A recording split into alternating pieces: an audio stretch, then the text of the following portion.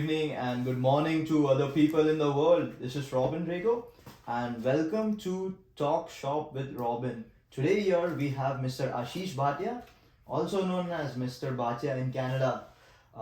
He's an amazing person, eccentric, spectacular, and his vibes are unmatched. So today we have him over here to speak about social media trends. He's a talented person and he's standing today at 12,000 subscribers. Congratulations to you. Thank you so much. So he what he does is he speaks about academics, how he can help the community, uh, career paths, but most importantly, today we are going to discuss about social media trends. So have something to say, Mr. Bhatia? Hey, thank you so much, Robin, for introducing me to your show. I am humbled that you invited me to your talk show. I love discussing about social media. It's one of the fastest growing trends, in this decade as well. So, when it comes to social media, people usually think about posting pictures and everything, but it's much more than that. You can actually create an impact on someone's life when it comes to social media.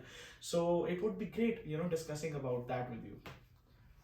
Perfect monologue. So let's just get started with our first question for our audience. How did you get started with this brilliant idea of helping students on Instagram?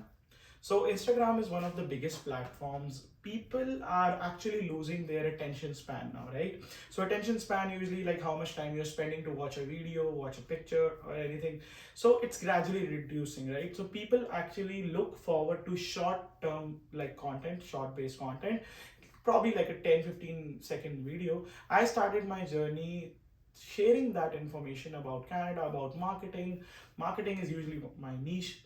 I have over like 5 years of experience, and I started, gaining that attraction from audience when people loved my content. I focused on 10 to 15 second content, and it actually worked. Okay, like that has worked for you so well. In a short period of time, you went from in the short period of 3 months, you've grown so much. People flood to you. It's just evident your strategy has worked so well so far. So, like my next question is, why do you think it is important to stay true to your niche? That's an excellent question. So, like staying true to your niche, basically what kind of field you are in, right? Why stay true to it? Because people will actually build trust with you when you are, saying something which you actually know about. Now, let's say, for example, if I'm saying something, I'm talking about something. If I'm not that educated, it won't make sense for me to, put an impact on someone's life. Someone can actually identify I'm bluffing right now. So stay true to your audience, stay loyal. I think that's one of the reasons you can actually build a very loyal audience. That's the reason. Those are some really good insights. It's starting to make a little sense how the social media business is starting to gain on really good traction. How can you speak content, communicate to your audience? So, staying true to your niche is now quite clear for us. So, moving along to the next question, do you think it is important to implement strategies across your platforms? So multiple platforms are there right now: Snapchat, Instagram, LinkedIn, Pinterest as well. It's one of the platforms which has been growing really well. LinkedIn, building that professional network. So a lot of people think that creating that strategy for all the social media platforms, LinkedIn, Instagram, Facebook, YouTube, Pinterest, so many platforms are there, right? To build a really loyal audience, I think you have to stay true to one social media platform. For me, Instagram worked really well. People connected with my journey. People connected with the strategies I used to share on marketing, on branding. So if you excel one platform, I think you can create that domino effect on all the other social media platforms. For example, let's say you are sharing tips about marketing, right, which I do, considering the experience. But let's say people want to know more about me. They want to know my daily stuff going on, what's happening. People will actually visit YouTube as well. The people or the audience who are actually loyal to me, they'll move to YouTube to see my vlogs, see how I've been doing. So it's just that working on one platform actually helps. Okay, that perfectly answers our question, puts a lot of things in perspective. So, moving along to our next question, how valuable do you think it is to stay on the trending train? I see a lot of influencers, or let's say even marketing strategists, who have been sharing their reels, sharing trending audios. Hop into the trend right now. You will get more views. I think for a short span of time it actually works, but when it comes to a longer period of time, let's say you are looking to build a brand out of yourself, hopping on trends won't help. Providing value would help. Giving that value to people who have, sparing their few minutes of their life on your content, and if they can learn one or two things from you, I think that's where you gain that audience, a trusted audience. So I think hopping onto trend is good if you're implementing your niche in it. Now there are so many hopping trends, like transitions. So if you transition and share your information, I think people will connect with you. So it's like a mixed answer which I gave it to you, but I hope my context of providing value over hopping on the trends is clear.